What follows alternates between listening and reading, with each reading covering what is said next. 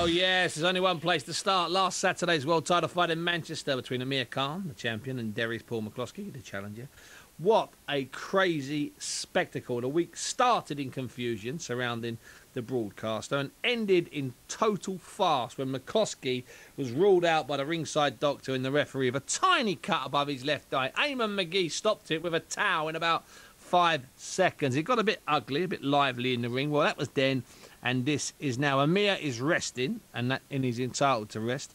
He's still the champion, and he's looking at big fights in Las Vegas. I tried to get Richard Schaefer on the phone, but one of his assistants was ill yesterday, and then they've had a big fight fall through, so we haven't managed to get Richard Schaefer. And I didn't want to call Asif Valley, who's Amir's business manager, up at 5 o'clock, or in fact at 10 to 7 when they finally announced they weren't going to do it. So I thought that was a bit mean to call Asif so late, so I haven't. So it's not biased. I'm just saying we are only going to hear from the McCloskey half of that fight. Now, McCloskey, by the way, received a hero's welcome when he went back to his town in Dungiven, and he's trying to put his life together again. Now, I had to speak to him a bit earlier because he's busy tonight down in Dublin, and I started by asking him what he's been up to since about, well, 10:40 last Saturday night.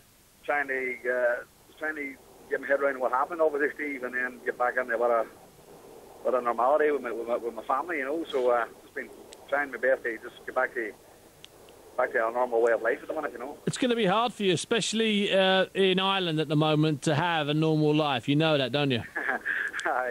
But people's been great around me at the minute, you know, since what happened, you know, and they're all rallying around me, you know, and everybody's making me feel good at the minute, thank God. What's the latest, Paul, on Barry and Eddie Hearn's attempt and Francie McNichol's attempt to try and get the Khans to renegotiate and do a rematch? What's the latest?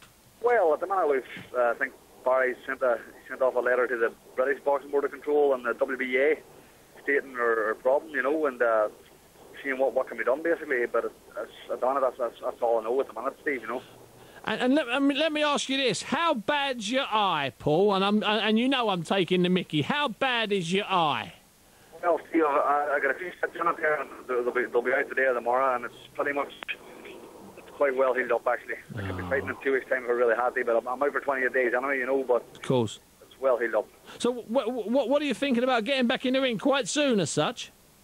No, I'm just saying, no, I could if I really wanted, but okay, I'll take a break now, but I really could. It's not that bad. Right. So, well, Paul, let's try and be positive, and let's try and forget the fact that, in my opinion, and many people's opinions, the doctor and the referee got it wrong. Let's leave it at that. Let's not scream and cry too much about what happened, even though I think that the doctor and the referee got it really, really wrong. Let's try and think positive. Where else could you go if Amir Khan concentrates on America? Would you has anybody reached out to Zab Judah for the IBF? Do you know anything that's happening like that? I think now that's the level I'm at, and that's the level where I want to be fighting. I want to be fighting at a world level. And obviously Judah done a great job on your boy in Buza, South African, you know. So he's one of the boys that obviously you've got Bradley, who's obviously more than likely fighting Amir next. Sure.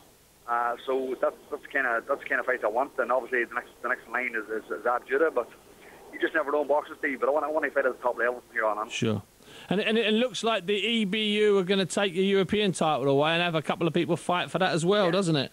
Well, I agreed to vacate when I got the opportunity to fight Amir, you know, and that wasn't a problem. So obviously I want to fight at world level now. I don't want to be back to fight at European level. I want to stay at the top.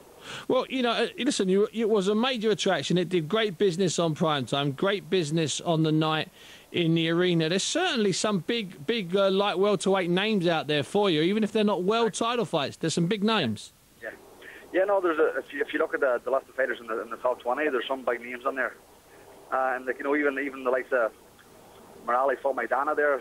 Sure. Even in defeat for Morales, he actually showed a lot of heart and a lot that he still had probably a bit left to give the game, even though he's been around a long time, you know.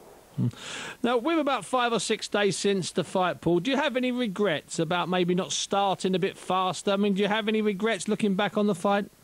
Well, obviously, you can always look back and think about a million different things you could have done, you know. But that night I fought to the game plan that John Breen had set out for me. We were pretty sure that they were going to come out and try and do a big job on me pretty early. There was talk of a first round knockout. Sure. second round, third round stoppages and all this track. So John said to me pre-fight, he says, just go on here tonight and be really clever and don't fall for any silliness in the first couple of rounds. And sometimes I wasn't really listening, John, too well. I like to do my own thing, but sure. I actually listened very well this time. Obviously, I knew what was at stake, so I took it on board, and I went out and actually executed it very well, Steve. Yeah. Well, you It happened in the sixth round. Again, I would like to do a bit more damage attacking wise myself, but again, he wasn't doing nothing serious to me as well, Sure. Yeah, it was. I mean, it was an interesting night, Paul, because what happened in the immediate aftermath is that Amir started off being very respectful, and then it all just went it got a bit ugly in the end, didn't it? To be honest with you. Yeah, definitely, he's dropped in my ratings anyway. Yeah. I had respect from beforehand, but when I heard what he had to say afterwards, now definitely he's done himself no favours and his team no favours, But the mad thing is, in the immediate aftermath, I spoke to him in his changing room, and he was respectful. Then he seemed to lose his mind in the sort of hour when we got to the press conference and stuff like that. It got ugly, didn't it? Sometimes the people get a camera in front of them, they just turn all the ego go. Yeah. They just seem to go under a bit of a power shift, and I don't know what happened, but I was just so shocked, couldn't even lose my temper. Yeah, listen, I know when I was talking to you when they were putting the stitches in your eye, I could tell you look like a man that was in shock. Listen, Paul, enjoy your week, and hopefully we're speaking to you very soon with some good news about a big fight coming up. Thank you, Steve. That's great, sir. That's Paul McCloskey talking to me earlier. See, he wasn't bitter and moaning and screaming, was he? Still sounds a little bit stunned. And in fact, if you still fancy a bit more of that fight, I'll actually put together a behind-the-scenes look at the entire week, including scenes in the changing rooms with the two fighters in the immediate aftermath of the fight. It's going out as an hour-long special on BBC 5 Live on Sunday. That's Easter Sunday. It's going out at 11 in the morning. Try and take a listen because, hey, who knows? Perhaps that's one way that we could get just a little bit more boxing on the BBC. We do enough, Mike Costello and myself and Richie Woodall, with the big fights, but it'd be nice to do some more, wouldn't it? Leonard Gunning sent in an email. He said, who next for Paul McCloskey? Well, you know what, Leonard, I reckon that they'll take a look, and there's plenty of different people out there. I believe that, and don't be surprised if Barry Hearn pulls something off, something quite entertaining, because that's what Barry does. Now,